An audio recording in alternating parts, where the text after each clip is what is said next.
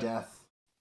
But I used to get little aches and pains, like you get chest pains. Oh, I'm gonna have a heart attack. I'm only 27, right? Or you get like pains all like in different parts of your body that you think must mean, okay, I have cancer, I have this, and like none of it turned out to be anything that I thought it was. Um, Yeah. I just think your body just kind of does weird things as you get older and makes shifts. Growing pains when you're younger, and just sort of maturation pains as you get older. Fortunately, though, I'm having those pains, and I'm clearly not getting any bigger. Fair, totally fair. Okay, here, let me pull this up. Okay. This was good. You know what? This is your prologue is so good, in my opinion, that it allows us to focus on one key area, which is how to write gore. Um, and I don't want, and the last thing I want to do is be overly prescriptive. So what I did this time, by the way, great job. I think it's, as always, I think it's one of your most solid things you've ever written. I think the changes you've made here have only made it better. And now their cause of death somehow made it easier to write. I don't know how, but it did. Fair. No, it's just a really great, you're in or you're out kind of opening, but you're putting it all on the table, and there's a courage in what you're writing here that I really like, which is like, guys, you know what? This is what I write. Paul Donnetti even told me I shouldn't, and I did it anyway. So fuck you. And if you like it, great. If you don't like it, whatever. And I love that. I actually really appreciate that. So if you're open to it, I just want to talk in general and maybe make some suggestions about what to do with the gorier bits, because I grew up on Stephen King. Started reading him when I was like 9. Yeah, no, totally fair. So I've been reading about entrails and evisceration since I wasn't even 10. And so I'm a big fan. So I don't have any issue with gore per se. In fact, quite the opposite. What I found is that the ability to skillfully write gore is an art form in and of itself. And anything I say is going to be my simply my point of view, of course. So you can see my general. All my experience with gore comes from comedy series, so that should tell Fair. you something. Well, and to me, writing gore is like, forgive the analogy, it's like cooking good food or sex. And as I've always used those analogies, but it's true. It's always Says knowing something about human nature that sex can always be used as comparison to everything else. Totally. But I mean, it's like eating, dying, and screwing. Or like and sleeping is maybe the only one I haven't mentioned. But with all of those first 3 things, it's all about the art of knowing the middle way. What's the balance? Too little is not enough, too much is too much. And so where's that middle way? And it's so personal and it's so individual, and no one person can possibly prescribe for everybody else what they should like in any of those areas. So I say this with a certain amount of caution. Having said that, what I have discovered reading gore from a lot of different writers, Clive Barker, Stephen King, Anne Rice, etc., watching lots of it as well, is that what you've got here, I think, is great. And couple of things, I don't know how I missed these before, but I just want to mention two terrified humans, say a man and a woman. Okay. I think it would be just to clarify. A little more humanizing. If you're just, well, it's a clear identifier. Yeah, I would just say, because I didn't realize I forgot to name Gloria properly because I switched them around, so their names are back to front now. No problem. And that's just a matter. You can say, you can say the woman, and then as soon as she's named by somebody else, or you choose to mention the woman's name was Gloria and you describe her. It's just a procedural thing, minor. So what I did was I highlighted, starting here, I highlighted in yellow all the times there is a quite graphic, gory detail. So you can see as I go through it. So a Stephen King or a Clive Barker would say that the art of writing gore is to use it sparingly. The main complaint of a book that came out years ago, turned it into a movie called American Psycho. The movie, you can't even compare the book to the movie, because half the reason the book was good is because of the way it was written. And it's one of my favorite books I've ever read. It's also the only book I refused to finish reading in my life, because there was a scene where it's, this guy, basically, he brings women, men and women for that matter, but he brings people home and then he cuts them to bits. The women he basically has sex with and then cuts them to bits. And the description, and it's such a clever, when it's not the gory stuff, it's such a clever book about a guy who at work is competing with the other guys and compares his suits to theirs and his business cards. And it's all very fun. Christian Bale, of course, plays the main character in the movie. But in the book, there's this one section where it's about a 10-page description of carving a woman up into pieces. That's and about 2 pages into the 10 pages, I'm like, it's not even that I was getting sick of it. It's that I didn't understand what the point was. Like, I was like, okay, now you're starting to freak me out, Brent Ellis. Like, like, why are you doing this? And then it just went on and on. I'm like, okay. And I actually put the book down. You know who really did that really well? I can't remember. It's the movie where the guy, his family, people break into his house, they rape and murder his wife and daughter, so that then he comes back around and he gets revenge on them. I can't remember what it's called. Citizen something. Oh, Citizen's Arrest? Yes, that was. I think that's it. Pretty sure. With Gerard Butler? Let me just.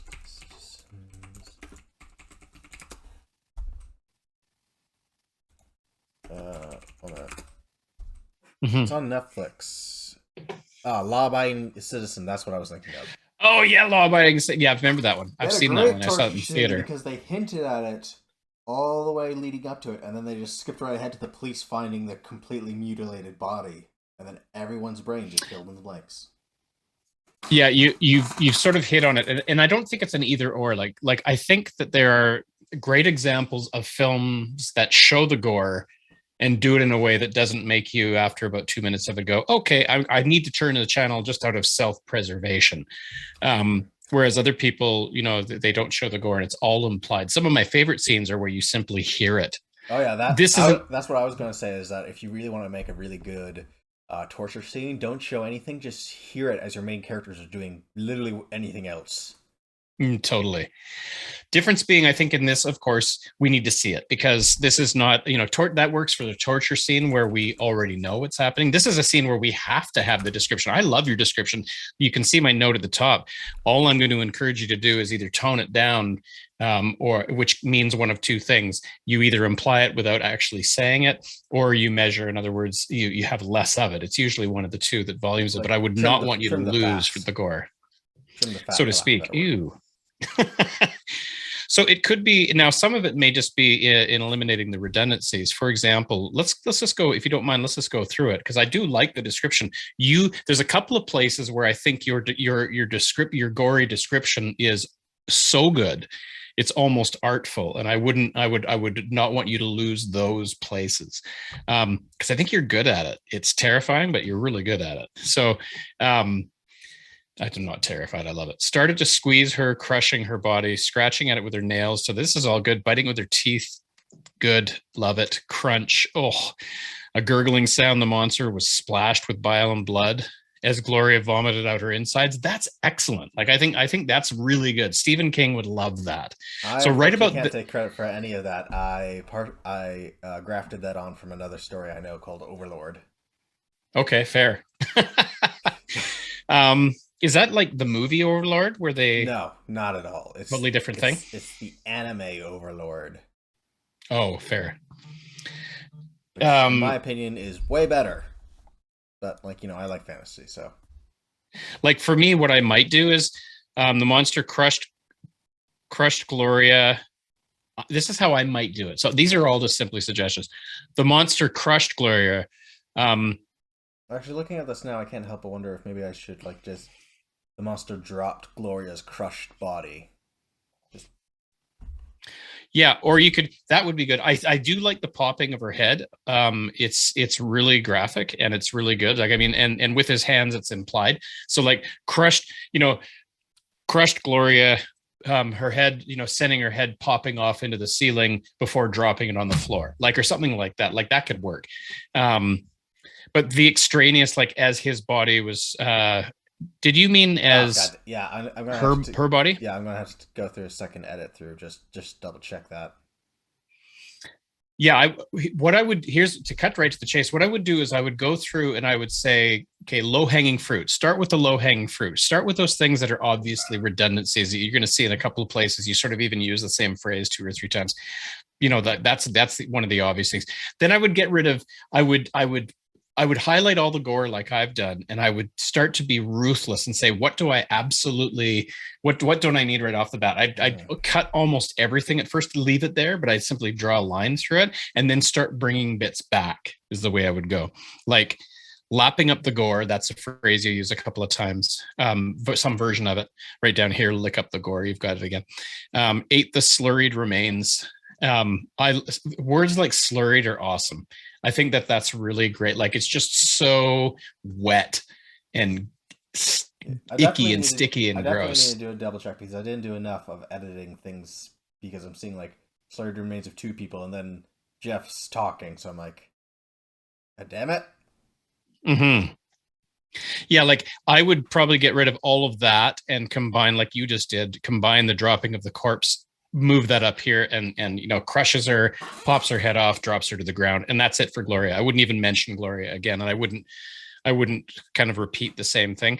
I might just run right from Gloria to Jeffrey. The thing I love about the idea of like he finishes off Gloria and then boom, he's right on top of Jeffrey. Like the speed, implying the speed rather than stopping to lap up remains. I'm like, is Jeffrey just going, oh my God, watch him lap up the remains. Why aren't I running? Nobody really quite understands. Like have him, my suggestion would be Monster just squishes her, eats her, whatever, lick, gives her a lick, throws her down onto Jeffrey. And really that really signals to the audience that sense of adrenaline pumping like pace. I love and then you can come down here. Yeah, like licking up the gore. This is one of the expressions that I like. So I would be to potentially get rid of the lapping up the gore up here, licking up the gore that had been Gloria. I love that because she has been reduced to such a pulpy mess. She's not even identifiably Gloria anymore. That's why we're talking about Gloria in the past tense. This woman in the present doesn't even look like Gloria anymore. The gore that had been Gloria. That's good writing. Like that's tasty, so to speak. The monster's clawed hand piercing into Jeffrey's abdomen. Let's move that up. Let's have like I'll kill you, you piece of shit. And then Jeffrey screaming in outrage before lashing out at the monster, and then like too late, like the monster's clawed hand comes in there. Like Jeffrey's no match. Let Richard, have the last stand. Let's just. My suggestion would be let him tear through Gloria and Jeffrey, toot sweet, because it is a bit long too. One of the things I was going to say is I'd probably want to trim down nearly a page, and I think he can do that right here by just having him move on from Gloria to Jeffrey. But not lose some of these tasty, like again, he tries to turn and run, like give him some attempt, like, but he's like, he's no match. And I love this because you're signaling to the audience that it doesn't matter how many people stand up to this monster is cutting through them like paper. Again, monster's clawed hand pierces Jeffrey's abdomen. I love that. It's somehow kind of intimate, and it's grotesquely intimate. The monster's clawed hand pierced into Jeffrey's abdomen. It's what you're describing is grotesque, but you're writing it in an almost slightly, certainly well worded and almost romantic way. He's about to just rip this guy's guts open. I'm getting the impression that Jeffrey's body was not effectively ripped in two. My suggestion would be his body is ripped in two. Effectively suggests that sort of, but not quite. No, this is not a scene where things sort of not quite happen. My suggestion would be just rip him in half. Okay.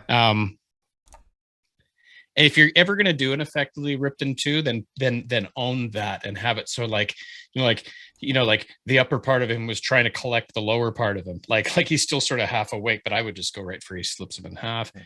Watching the monsters, I would probably get rid of absorb the blood and gore of his victims. We've definitely had that. Pass the remains of his coworkers. I don't think we need that again. My suggestion would be, and here's what I love, is that when you get to him and Richard, I absolutely love the fact that you don't go gory with Richard.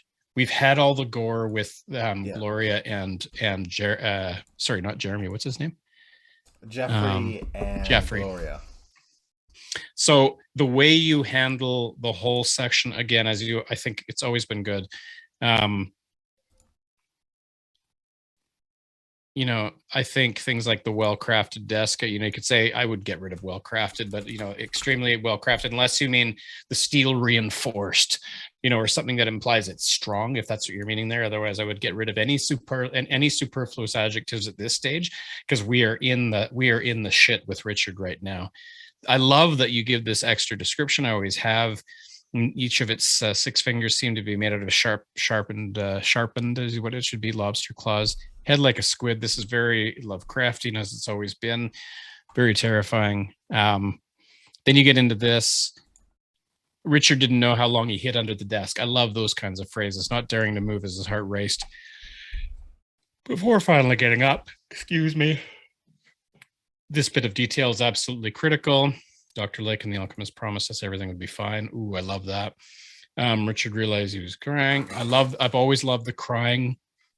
Tell my family, like, this is so good. This is the other thing. It's so emotionally resonant. It's suspenseful. It's clear what's happening. It's gory as fuck. We get to the end and it's really emotional, and it's suspenseful right up until the last minute.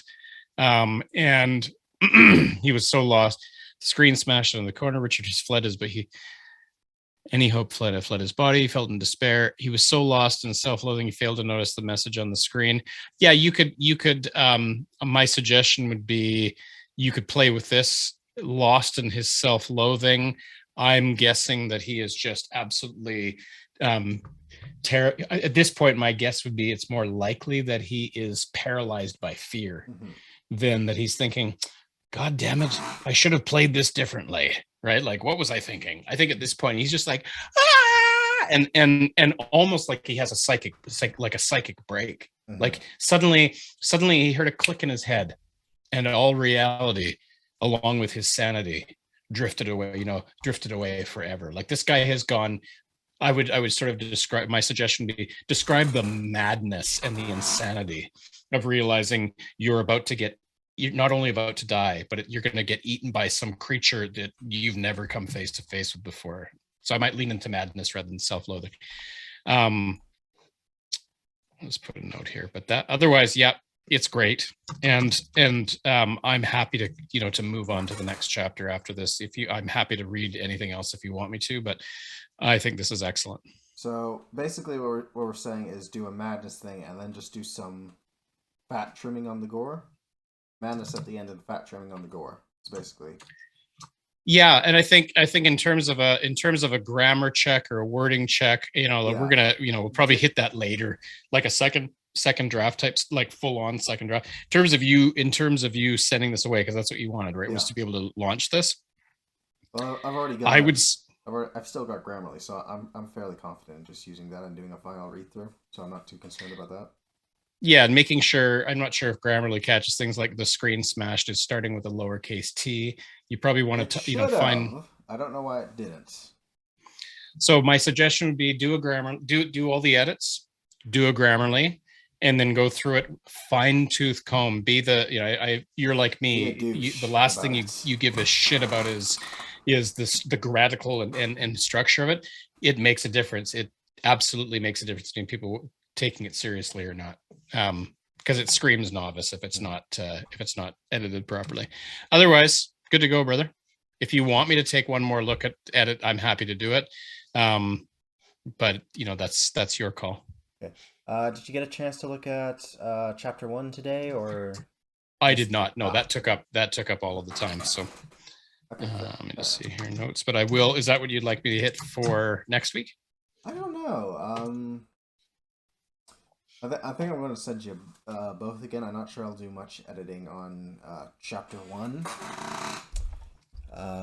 Yeah, probably won't do much editing on chapter 1, but yeah, I think that, I'll send you a revised prologue, possibly a revised chapter 1. If I don't send you anything, just work on chapter 1. Okay, that sounds good. And is this time next week good for you again? 5:30 or? Yeah, let's do. I think 5:30 is safer. I think that's more realistic for me. Yeah. If that works for you. Yeah, no problem. Works for me. Awesome. See you next week, Paul. All right. See you then. Take care. I'll send the notes right away. Will do. Thanks, Paul. Bye. Take care.